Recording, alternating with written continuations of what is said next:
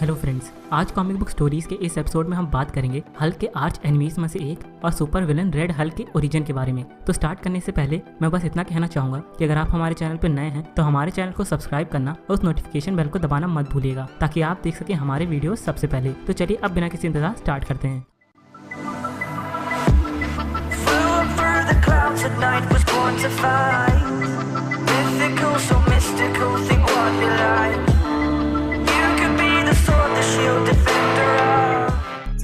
Hulk ने अपनी life में बहुत से कैरेक्टर से फाइट किए, मगर ज्यादातर उनमें से कोई भी उसके सामने टिक नहीं पाया। मगर रेड हल्क को हराना हमारे फेवरेट ग्रीन हल्क के लिए भी मुश्किल हो गया था, क्योंकि दोनों की पावर्स लगभग इक्वल हैं। साथ ही दोनों ही ह्यूमंस हैं जो कि गामा रेडिएशन की वजह से हल्क जैसे मॉन्स्टर में बदल गए थे। तो चलिए देखते हैं कि आखिर ये रेड हल्क है कौन। रेड हल्क को सबसे पहले इंट्रोड्यूस किया गया था क्रिएटर जेफ लोएब और एड मैगनीज की 2008 की हल्क इशू 1 में, और उसकी ओरिजिन स्टोरी को बताया गया था 2010 की हल्क इशू 22 और 23 में। मगर रेड हल्क के कैरेक्टर को अच्छे से समझने के लिए हम शुरुआत करेंगे 1962 की द इनक्रेडिबल हल्क इशू 1 से, जिसे क्रिएट किया था स्टैनली सर और जैक कर्बी सर ने। इस कॉमिक्स में हमें पता चलता है कि ब्रूस बैनर एक साइंटिस्ट है जो कि मिलिट्री के लिए काम करता था, और उसके इंचार्ज थे उसकी गर्लफ्रेंड बेटी रॉस के dad general Thunderbolt Ross. General Ross Bruce banner को बिल्कुल भी पसंद नहीं करते थे। आगे की स्टोरी में हमने देखा कि कैसे रेडिएशन से रिलेटेड एक मिलिट्री एक्सपेरिमेंट को करते समय ब्रूस बैनर एक बच्चे को बचाते बचाते गलती से गामा रेडिएशन के सामने आ गया, और इस चीज ने उसे एक बड़े से मॉन्स्टर में बदल दिया जिसे हम हल्क के नाम से जानते हैं।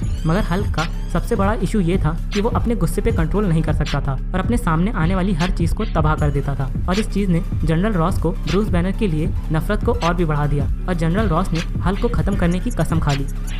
अब हम आते हैं सीधे 2008 की हल्क इशू 1 में, जहां हमने रेड हल्क को सबसे पहली बार देखा था, पर उस समय किसी को भी उसकी आइडेंटिटी मालूम नहीं थी। मगर यहाँ रेड हल्क के साथ एक और कैरेक्टर को भी इंट्रोड्यूस किया गया, और वो थी रेड शी हल्क, जिसका सिर्फ एक ही मिशन था, रेड हल्क को मारना। और दोनों के बीच एक खतरनाक फाइट होती है, और फाइट के दौरान दोनों को पता चलता है कि रेड हल्क और कोई नहीं बल्कि जनरल रॉस है, और रेड शी हल्क उसकी बेटी बेटी रॉस है।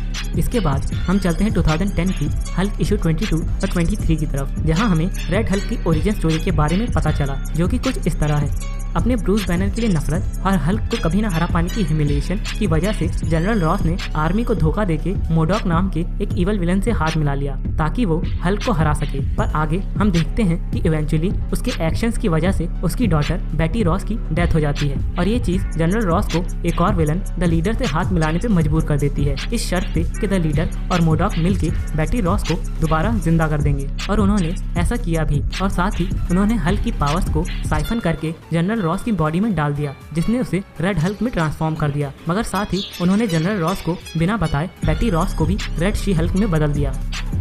और रेड हल्क बनने के बाद जनरल रॉस ने एज अ विलन सबसे पहले शील्ड के हेली कैरियर पे हमला करके उसे डिस्ट्रॉय कर दिया, और इस प्रोसेस में उसने एबोमिनेशन और वेंडिगो को भी मार डाला, और रेड हल्क को ग्रीन हल्क और थॉर के कंबाइंड एफर्ट से ही रोका जा सका। मगर इससे पहले कि वो लोग रेड हल्क को पकड़ पाते, वो वहाँ से भागने में कामयाब हो गया। और फिर हमने कॉमिक्स में आगे देखा कि रेड हल्क ने ग्रीन हल्क पे 2 बार और अटैक किया, और आखिरकार थर्ड टाइम हल्क ने उसे हरा के स्पेशल प्रिजन में डाल दिया। मगर जनरल रॉस के मिलिट्री अचीवमेंट और अपनी पुरानी दोस्ती की वजह से ब्रूस बैनर ने कैप्टन अमेरिका के साथ मिलकर रेड हल्क को भी एवेंजर्स की टीम का मेंबर बना दिया, और यहाँ से शुरू हुआ रेड हल्क का एंटी हीरो कैरियर। और आगे कॉमिक्स में रेड हल्क ने कई बार हीरो का तो कई बार विलन का रोल प्ले किया, और ये चीज रेड हल्क के कैरेक्टर को काफी इंटरेस्टिंग बनाती है।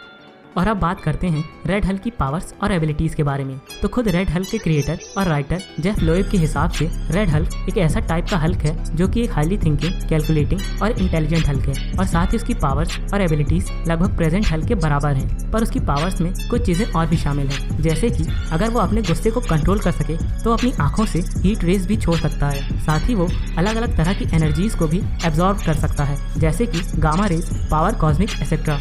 पर इन एबिलिटीज के साथ रेड हल्क की एक बहुत बड़ी कमजोरी भी है, और वो है उसका गुस्सा। जहाँ गुस्सा बढ़ने पे ग्रीन हल्क की पावर बढ़ती है, वहीं रेड हल्क के साथ उल्टा होता है। जितना रेड हल्क का गुस्सा बढ़ेगा उतना उसकी बॉडी का टेम्परेचर बढ़ता जाएगा और उसका ब्लड बॉयल होने लगेगा, जो कि उसकी बॉडी को कमजोर बना देगा। पर इस कमजोरी ने एक बार उसकी जान भी बचा ली थी, जब टेक्नो ऑर्गेनिक वायरस ने उस पर हमला कर दिया था। मगर रेड हल्क ने अपने ब्लड को बॉयल करके अपने बॉडी टेम्परेचर को इस हद तक बढ़ा लिया कि सारे वायरस जल के मर गए।